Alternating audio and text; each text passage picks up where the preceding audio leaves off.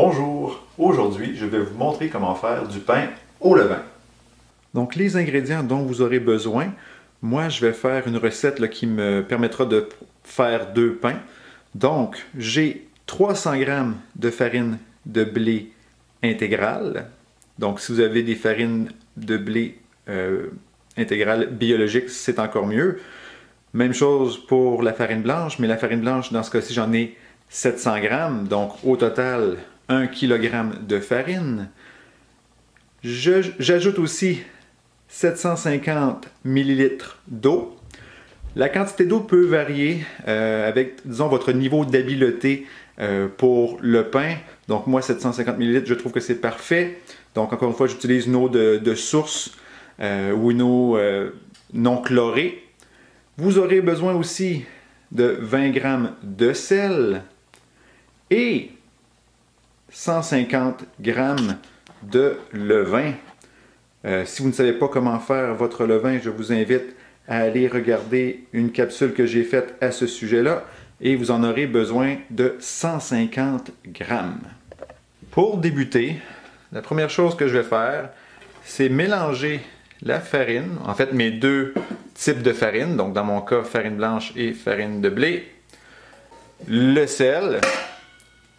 Et le sel, certaines personnes préfèrent le rajouter à une étape ultérieure. Moi, je trouve que ça change pas grand-chose. Et j'ajoute mon eau. Dans le fond, je mélange tous les ingrédients sauf le levain à cette étape-ci. C'est une étape qu'on va appeler l'autolyse. Donc, qui va, si on veut préparer le pain, pas le pain, mais les ingrédients à recevoir le levain et à faire le pain par la suite. Donc, je mélange vraiment bien le tout. Une fois que c'est bien mélangé, donc je vais laisser reposer le tout pendant environ 1 heure et je vais recouvrir le récipient d'une pellicule plastique. Donc, une fois que c'est fait, je laisse reposer 1 heure. Un truc, si vous voulez savoir si votre levain est prêt pour faire le pain, c'est un petit test simple que l'on peut faire, qu'on appelle le test de flottaison. Donc j'ai mon levain ici, j'ai pris un récipient, un pot maçon avec de l'eau, et je vais prendre une petite quantité de mon levain que je vais déposer dans le pot maçon, et si le levain flotte, c'est qu'il est prêt. Il y a suffisamment de gaz présent dedans.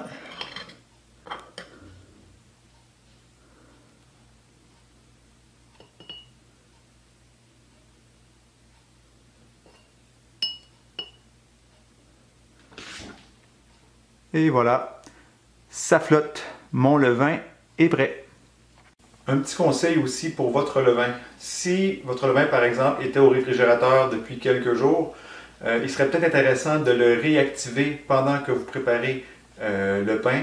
Donc, ce que vous pourriez faire, c'est, avant même de préparer vos ingrédients, farine, sel et eau, prenez votre levain, retirez la moitié du volume, ajoutez un volume égal de farine et d'eau, mélangez le tout et laissez-le on va dire se réveiller, s'activer pendant 3 à 4 heures. Donc, on se lève tôt le matin, on prépare le levain pour qu'il soit vraiment très actif, que les levures soient actives et les bactéries aussi, puisque c'est un levain naturel. Donc, il faut que le tout soit très actif pour que, une fois qu'on va l'ajouter à la pâte, ces micro-organismes-là puissent faire leur travail.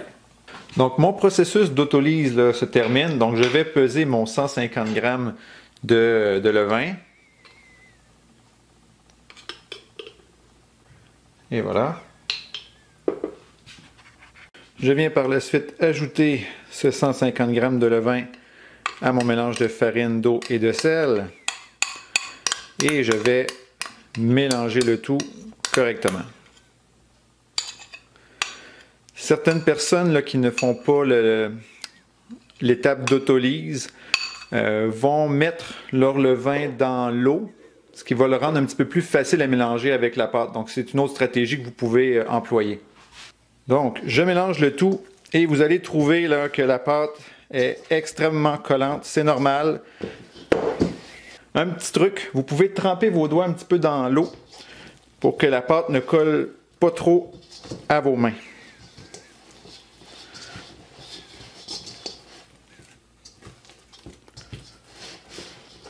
Donc je mélange le tout.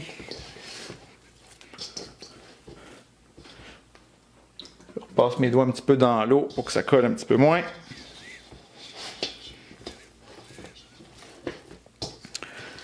Et là, ce que je vais faire, une fois que j'ai bien mélangé ma pâte, je vais la recouvrir avec une pellicule plastique et à toutes les 30 minutes, pendant 2 heures, je vais venir répéter un petit peu cette étape-là de mélanger, de pétrir légèrement ma pâte pour l'étirer, pour lui donner un petit peu plus là, on va dire d'élasticité pour bien mélanger là, toutes les molécules, l'amidon, la farine et tout. Donc j'ai utilisé mon levain, donc là le volume est rendu beaucoup plus bas. Donc pour en avoir un petit peu plus, je vais continuer à nourrir mon levain. Donc ce que j'ai fait, j'ai prépesé 20 g de farine blanche, que je vais mettre ici. 20 g de farine de blé intégrale et 40 g d'eau.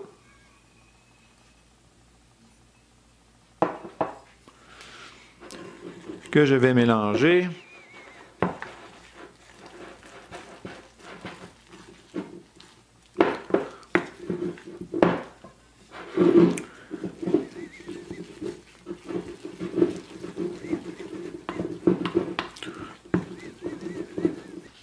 Pour le plaisir, j'ajoute une petite touche de miel. Encore une fois, ne vous inquiétez pas. Oui, des fois on dit que le miel peut avoir des propriétés antimicrobiennes, mais la quantité utilisée n'est pas suffisante pour nuire à mon levain.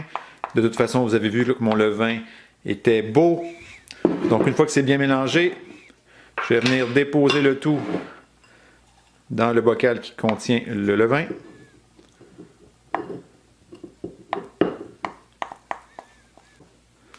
Donc, voilà.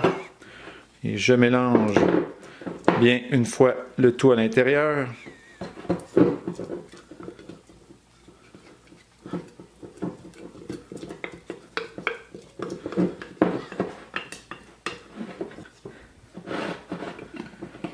Je referme. Et à mon habitude, là, je vais venir faire une petite ligne pour voir le niveau du levain. Et dans 24 heures, on pourra voir s'il a bien gonflé. Donc après 30 minutes, je vais venir pétrir un petit peu ma pâte.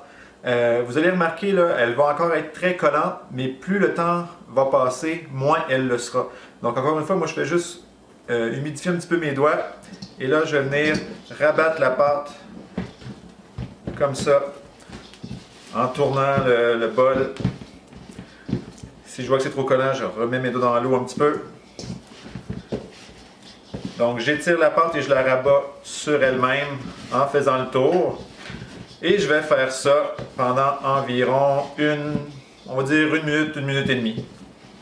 Et une fois que je l'aurai terminé, je vais remettre la pellicule plastique et attendre un autre 30 minutes.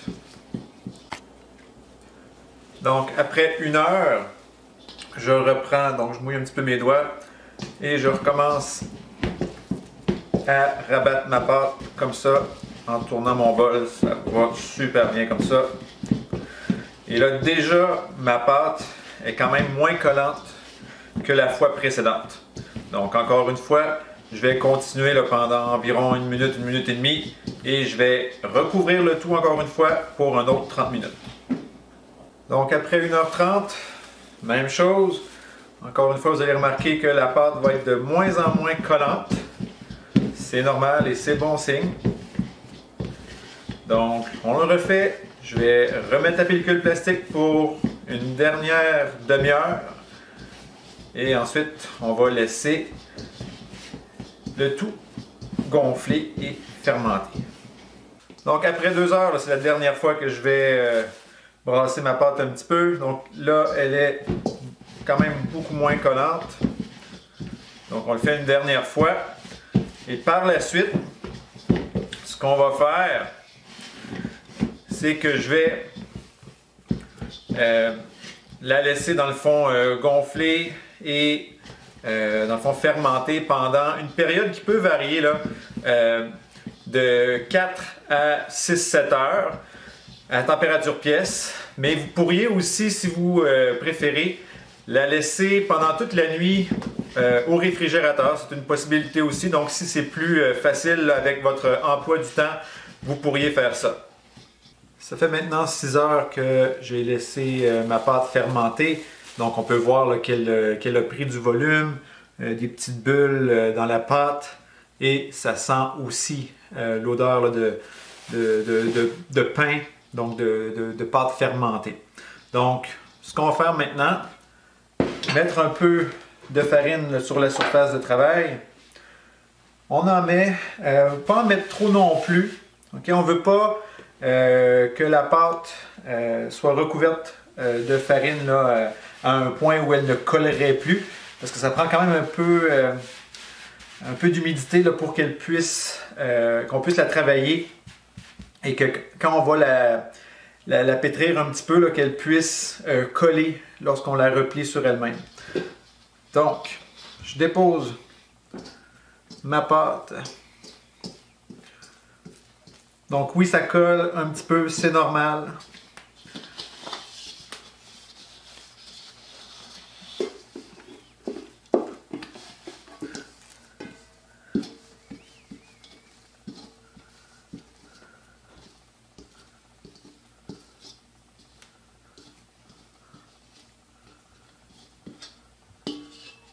Donc voilà. Donc je vais séparer ma pâte en deux, préparer mes deux pains.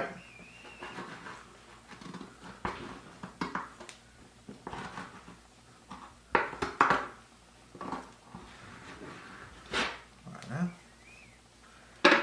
Et ce que je vais faire, c'est tranquillement leur donner une forme. Ça ne va pas être l'étape finale là, où je donne la forme finale à mon pain, mais je veux quand même, je veux créer de la tension de surface.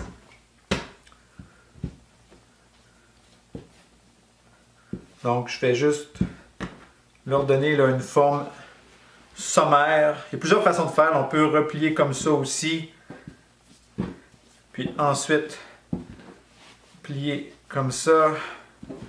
Donc il y a plusieurs façons de faire. Trouver une stratégie là, qui vous convient.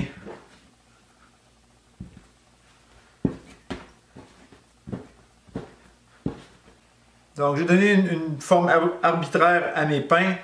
Maintenant je vais les laisser comme ça, 30 minutes sur le comptoir.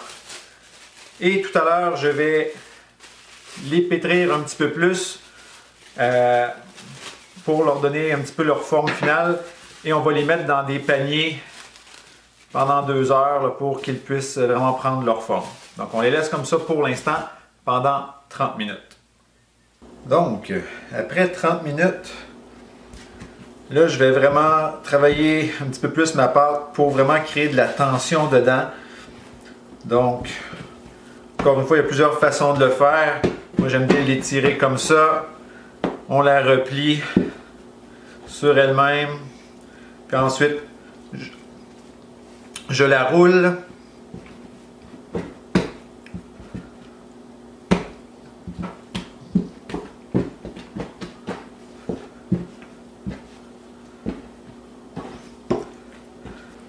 Donc, je fais la même chose là, pour mes deux pâtes.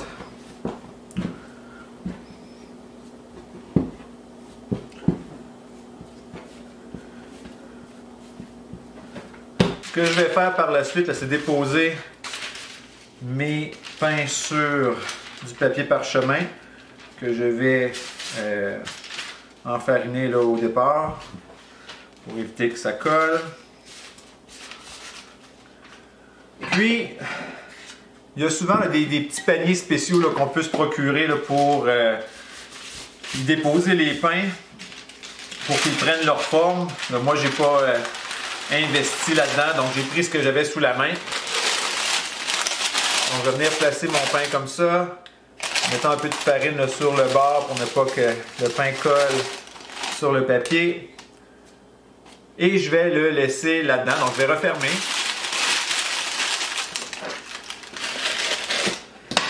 Puis, je vais le laisser comme ça pendant 2 heures.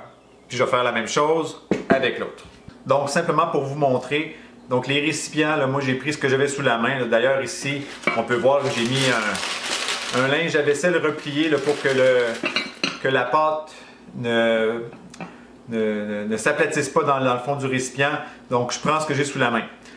À cette étape-ci, vous pouvez attendre de 2 à 4 heures, okay, pour que le pain prenne un peu de maturité. Mais si, encore une fois, votre emploi du temps ne le permet pas, vous pouvez placer le tout au réfrigérateur pendant toute la nuit et le lendemain matin, vous pouvez les sortir et les faire cuire. Aussi, ce que je n'ai pas fait ce soir, mais que parfois je fais, on aurait pu ajouter par exemple des grains de sésame, des graines de chia ou peu importe là, sur votre pain. Je vais maintenant préchauffer mon four à 500 degrés Fahrenheit ou 260 degrés Celsius. Mais je vais aussi mettre ma casserole, ou cocotte, ou Dutch oven en anglais, au four pour qu'elle aussi, elle préchauffe. Puis moi, je la mets dans une plaque comme celle-là pour éviter que le dessous de mon pain ne brûle. Donc c'est pour ça que je le mets là-dedans. Donc, mon four est prêt. Là, ce que je vais faire, c'est marquer mon pain. Donc, vous pouvez prendre une lame de rasoir. Moi, j'ai une petite lame de scalpel, sinon un couteau fera l'affaire aussi. Je vais sortir ma cocotte du four.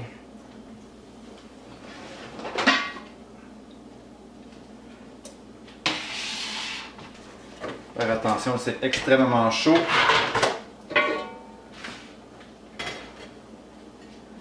Et je vais venir placer mon pain à l'intérieur.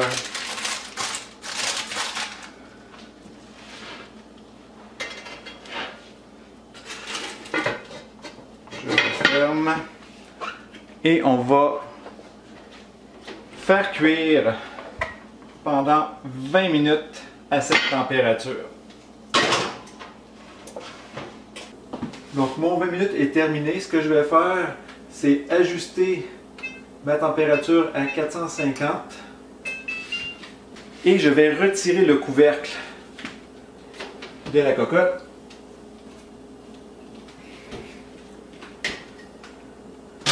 Et je vais le cuire comme ça pendant 18 minutes. Donc là, 18 minutes est passé. Ce que je vais faire, parce que j'ai un deuxième pain à faire cuire, c'est réajuster ma température de cuisson à 500.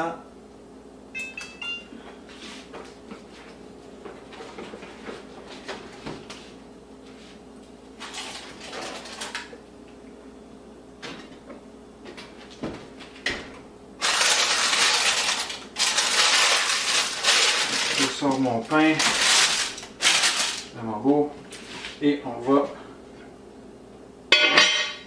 juste remettre ça quelques instants au four pour ne pas qu'elle se refroidisse trop.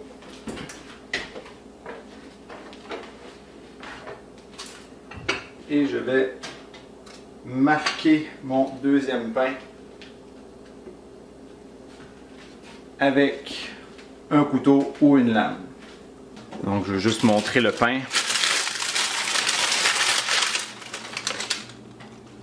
Il est très beau, bien gonflé. Le dessous semble bien cuit. Quand ça sonne creux comme ça, c'est bon signe. Donc, et de 1, le deuxième s'en vient. Les deux pains sont maintenant cuits. Donc on peut voir que le deuxième est quand même un petit peu plus plat, mais ça me semble bon quand même. Je suis pas inquiet. Donc, il est déjà tard. Ça fait une grosse journée de travail, préparer des pains comme ceux-là.